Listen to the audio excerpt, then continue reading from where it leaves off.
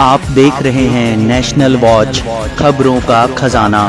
नमस्कार दोस्तों, एक आंकड़े के मुताबिक आजादी के बाद गहरे सीवर में काम करते हुए 50,000 से ज्यादा सफाई मजदूरों की मौतें हो चुकी हैं। राजधानी लखनऊ की बात करें तो अभी 2 मई को ही रेजिडेंसी के ठीक सामने गहरे सीवर में अधिकारियों और ठेकेदारों के दबाव में काम कर रहे, बिना सुरक्षा उपकरणों के काम कर रहे 2 सफाई मजदूरों की मौत हो गई है, जिसमें सरवर थे और सुशील यादव थे।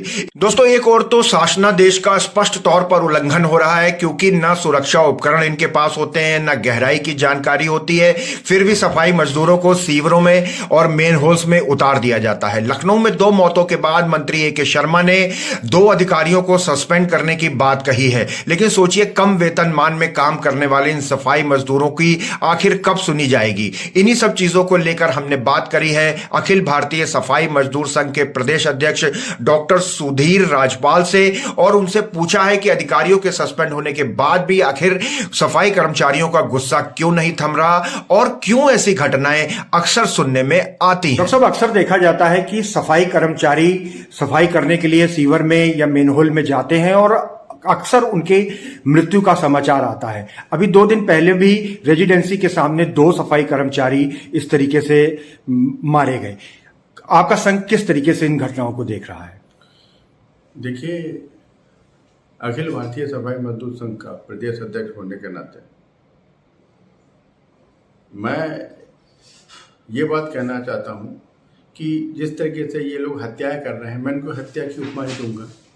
ये लोग हत्याएं कर रहे हैं, लोग जिस तरीके से शासनादेश है, शासनादेश के द्वारा बिना उपकरण के इनको नहीं उतरना है, पर थोड़ी सी बचत कराने के लिए ठेकेदार हुए या अधिकारी हुए, ये लोग लोगों की जान से, मजदूरों की जान से खेलते हैं और उनको सीवर में उतार के उनकी हत्या करते हैं, जो कि उनके ऊपर मैं ये चाहता हूँ कि हत्या के दोषी ही हैं वो। मेरी नज़रों में, मेरे संगठन के द्वारा इसकी आवाज़ उठाई जाएगी और अंतिम रणनीति तक लड़ने को हम लोग तैयार हैं। डॉक्टर साहब, ऐसा अक्सर सुनने को, पढ़ने को मिलता है कि सुरक्षा उपकरण आए हैं, विभिन्न तरीके की ट्रेनिंग दी जा रही है, लेकिन जब ऐसी घटनाएं हो जाती हैं उसके बाद पता चलता है कि सुरक्षा उपकरण तो कहीं थे ही नहीं। देखिए, कागजों में खरीदे जाते हैं और कागज भी पता नहीं कहाँ चले जाते हैं बाद में। मैं पिछले पंचवर्षीय में पार्षद था, नगर निगम की सारी प्रणाली मुझे पता है, किस तरीके से क्या खरीदारी होती है, कितनी होती है, उसके बाद कहाँ चली जाती है, चीज़ें ढूंढे नहीं मिलती हैं।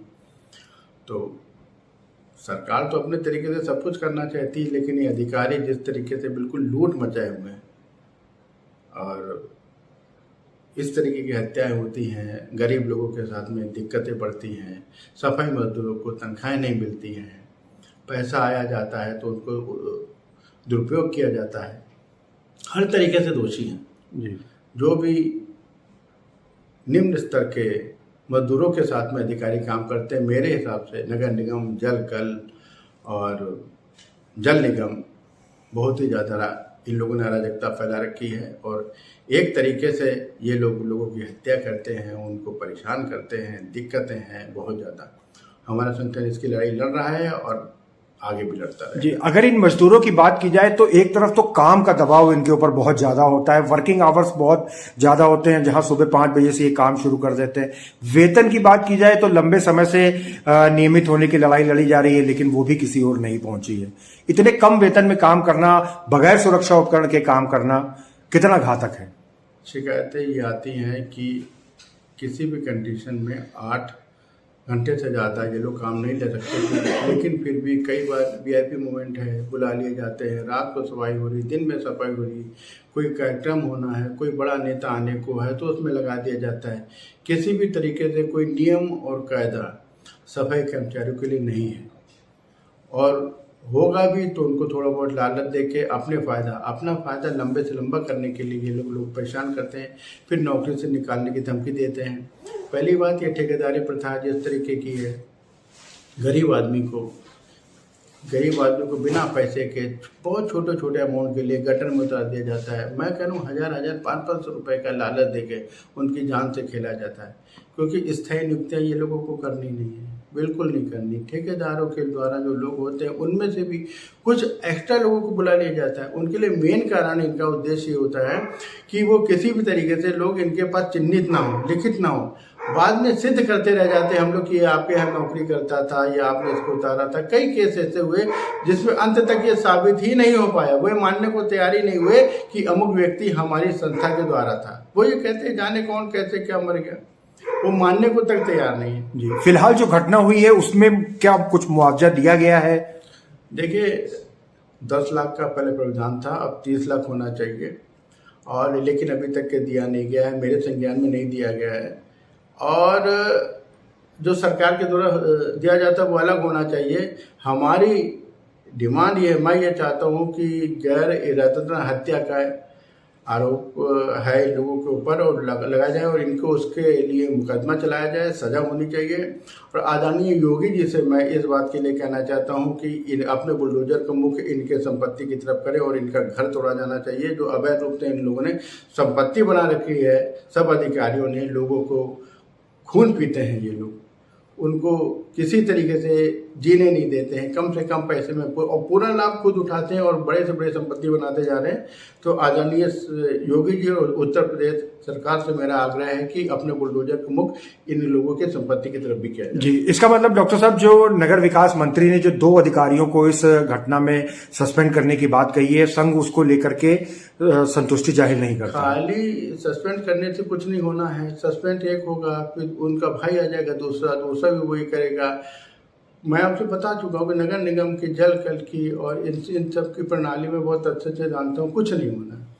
जब तक कि इन पे हत्या का मुकदमा नहीं लगेगा, सख्त आदेश नहीं होंगे, इनके मकानों पे बुलडोजर नहीं चलेगा, तब तक कुछ नहीं होने वाला है। और ये हर तरीके से इसी तरीके वो जाएंगे, उनका भाई आ जाएगा, तीसरा आ जाएगा, ये सब मिली भगत चल रही है और सख्त आदेश होना चाहिए, सख्त कार्रवाई होना चाहिए। जी डॉक्टर साहब, एक आखिरी सवाल आपसे है कि इस तरीके की मौतें आगे ना हो, इसको लेकर के संघ क्या कदम आगे उठाएगा? हम लोगों ने चिन्हित किया है पूरे भारत वर्ष में। अभी थोड़े दिनों पहले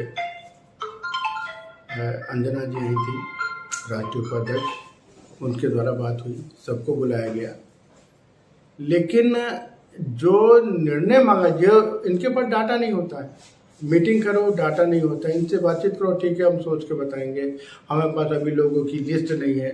इतने बहानेबाजी कभी भी ये लोगों ने सफाई कर्मचारियों को इंसान नहीं समझा। खैर ये तो पीढ़ियों से चलता चला है, लेकिन आज इस दौर में भारतीय जनता पार्टी की सरकार में अच्छे शासन के दौर पे हम लोग उम्मीद करते हैं कि कम से कम सफाई कर्मचारी लोगों को भी इंसान समझा जाए और उनकी हत्याएं न करी जाएं। ये हत्याएं अभी से नहीं, बहुत पहले से होती चली आ रही हैं।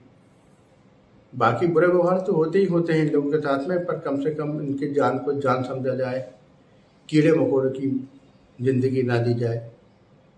थोड़ा सा मैं भारतीय जनता पार्टी जैसी एक अच्छी सरकार से कहना चाहूँगा कि कम से कम इधर भी ध्यान दिया जाए।